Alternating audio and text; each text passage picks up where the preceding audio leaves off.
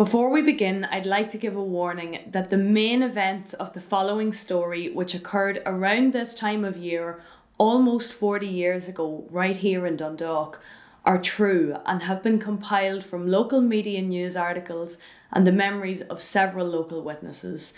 However, I've changed some details and withheld the exact location and the identities of those involved in order to respect and protect their privacy. But it is a story which needs to be remembered and passed on.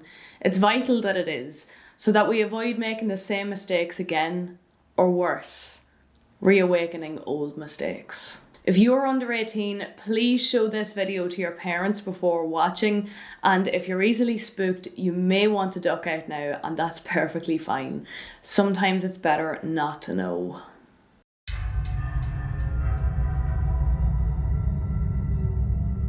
On a dark night down in Dundalk town, in a house beside the river where Cuchulainn took refuge and St. Bridget took the eye from her own head, some young folk, game for a thrill, discovered an exciting new pastime.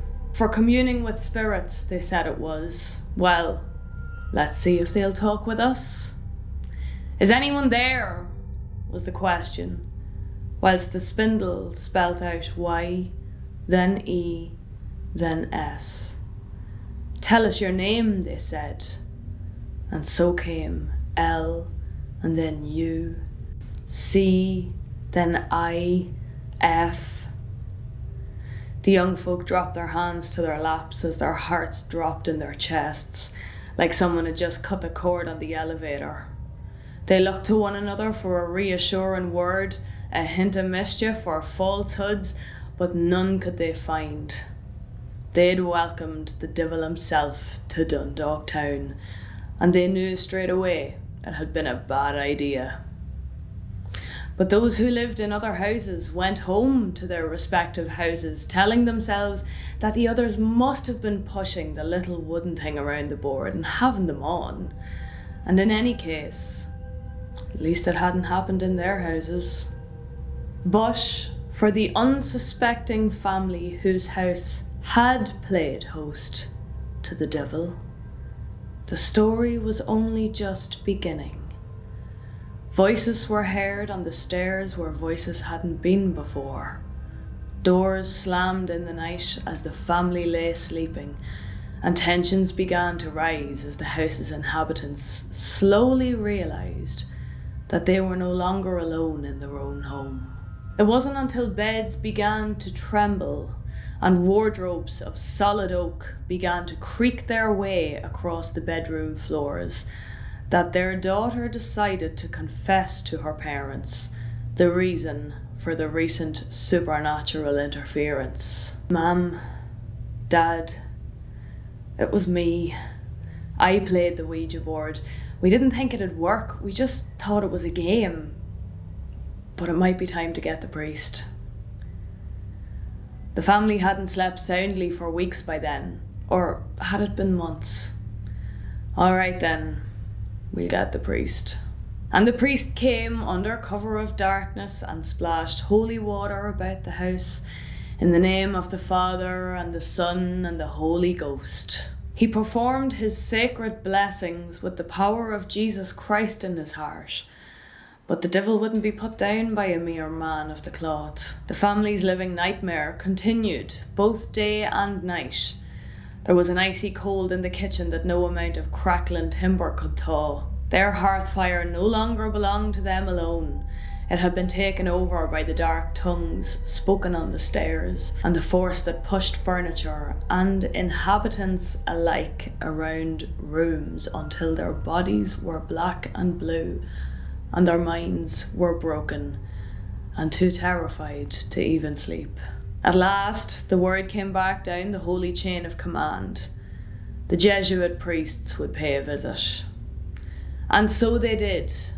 They came from Germany in the dead of night, and they approached the house with hoods up to cover their faces, a swinging censer to invoke the holy Roman angels and saints, and a long golden crucifix upon the helm of a golden staff.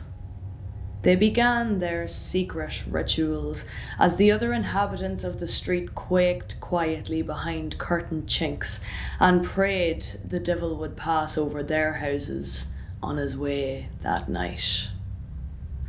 The ceremony went on long past midnight, as next door the sounds of sudden heavy thuds and outbursts of unearthly shouting could be heard through the walls. Each of those Jesuit priests had been schooled especially for this moment, but like soldiers in a vicious war, there was no guarantee they would return safely home that night, in one piece and unaccompanied by restless demons seeking new hosts. Now, I can't tell you exactly what happened inside that house that night all those years ago. The only ones who know that are the family, the priests, and the devil himself. But I do know what happens in other cases where mortal humans are forced to engage with him and his ilk. He might enter the body of anyone in the house at will. He might contort them and wound them, or make them wound others. He might throw them about the place like a child's rag doll as they pray for their mothers and Saint Michael to save them.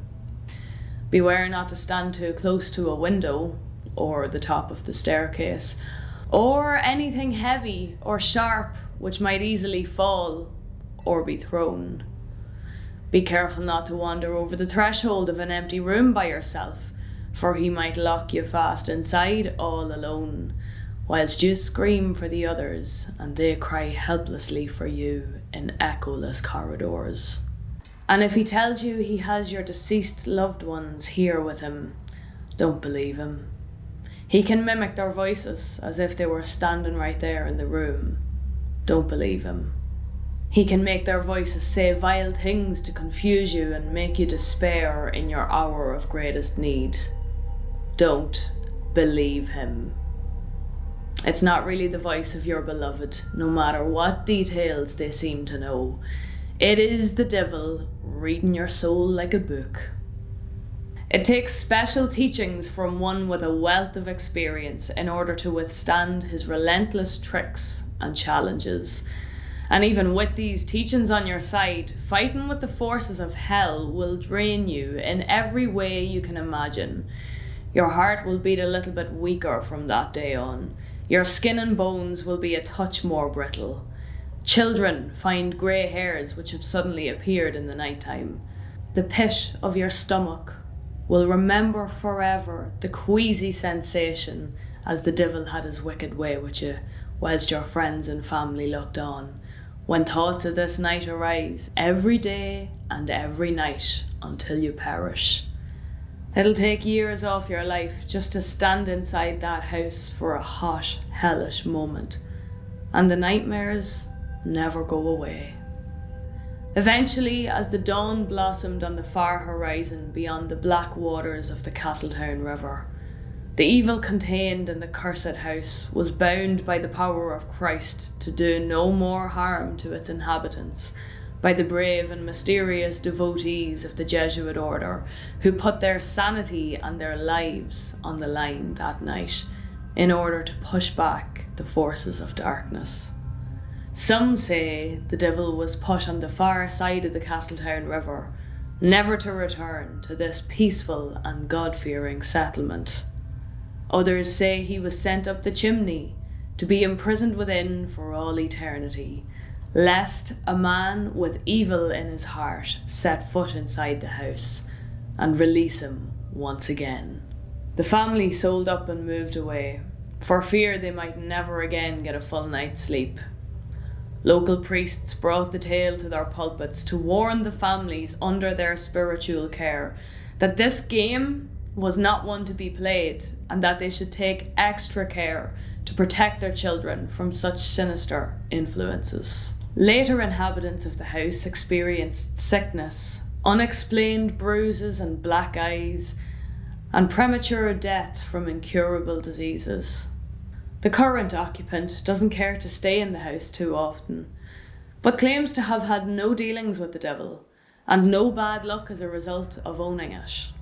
And long may it serve some good to its owners, as long as they themselves are good, I suppose. So if ever you think that such a portal might be a fun one to open, if ever the notion for devilment takes you in such a way, please take this witch's advice. The things waiting for you on the other side are anything but fun, though they'll take great sport from playing dangerous games at your expense. Thanks for joining me on 13 Days of Ditchoween, where I cover all things spooky and mostly Irish during the month of October. To check out the whole rest of the playlist, search hashtag 13 Days of Ditchoween on YouTube or Facebook. If you're really into it and would like to support this channel, hit subscribe or click the link in the description below this video to check out my limited run of 13 Days of Ditchoween merchandise. See you over the ditch for the next spooky video. I'm uploading every Sunday, Tuesday and Thursday all this month. So till next time, Slán agus beannacht, goodbye and good luck to you.